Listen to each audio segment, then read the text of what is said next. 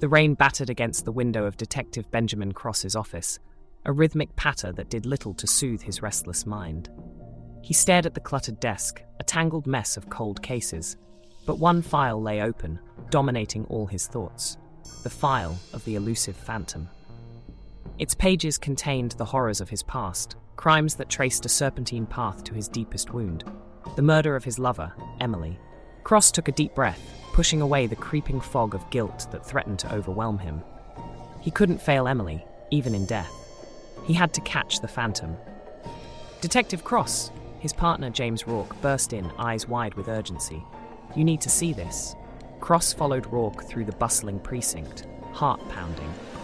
In the evidence room, a new display of photographs was pinned on the board. The images pulled him into a vortex of memories, the sights of the phantom's latest kill, eerily reminiscent of Emily's murder scene. His mind was a maelstrom of rage and pain. Pausing at a harrowing photo, Cross clenched his fists. "He's taunting me," he growled, voice trembling with barely contained fury. Rourke placed a steadying hand on Cross's shoulder. "We'll get him, Ben, but you have to keep it together." "Tell that to Emily," Cross snapped, shrugging Rourke off. Without another word, he stormed out, seeking refuge in the grim outdoors. Cross navigated the rain-slicked streets of New York, thoughts consumed with deciphering the phantom's taunts. Every detail bore the killer's dark signature, a calling card no one else could comprehend but him. That night, Cross's mind wrestled with shadows, as sleep remained an elusive partner. He revisited the crime scenes in his dreams, but they only painted more questions, more chaos. Morning arrived, dull and heavy-laden. Cross's phone buzzed, a piercing intrusion. He answered, forcing his voice to hardness. "Cross here." "Detective, it's Captain Harris. There's been another one. Same MO." Adrenaline surged through him, and within minutes, Cross was at the scene. The alley was cordoned off, but the sight beyond the yellow tape ravaged his already tortured soul. Another victim lay sprawled, her face frozen in terror. His mind splintered through fragments of Emily's last moments, the blood, her eyes pleading. Cross's vision tinted red, but he forced himself to focus. The crime scene was a puzzle box that begged to be opened. Meticulously, he scanned every inch, desperate for a slip in the phantom's careful game. There, it was almost imperceptible, but Cross spotted it, a locket, identical to Emily's. How did he miss it before? Fury and hope tangled within him as he pocketed the clue. He had to act quickly. The hint was a breadcrumb, meant to lure him closer to the edge. Hours later, in the dim-lit haven of his apartment, Cross scrutinized the locket. A faint engraving inside, coordinates. The phantom was leading him somewhere. Without rousing Rourke, Cross ventured alone to the desolate location, adrenaline a live wire. A decrepit warehouse loomed in the darkness, ominous, like the maw of a beast waiting to devour him. Cross drew his weapon, every sense on high alert. Inside, the warehouse was a labyrinth of shadows. Cross moved stealthily, the floor creaking underfoot like whispers of accusing ghosts. Serpentine anxiety coiled tighter with each step. Then he heard it, a strangled cry. Heart racing, Cross followed the sound deeper into the belly of the building. In a far corner, tied to an ancient pillar, was a woman, alive but terrified. Petite and blonde, she mirrored Emily's look so perfectly that it took Cross a moment to ground himself. "Don't worry, I'm here to help," he whispered, cutting her bindings as he scanned the room for threats. But it was a trap.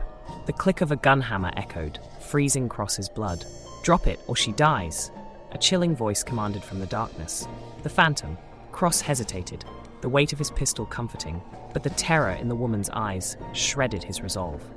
He threw his gun down. The phantom emerged, face obscured by a mask, but the menace in his posture spoke volumes. "Detective Cross," the phantom drawled. "I've been waiting for this moment."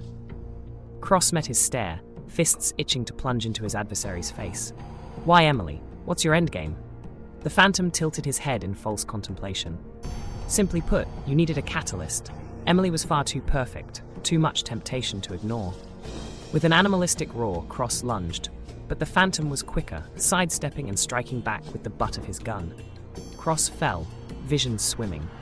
"Justice isn't coming, detective.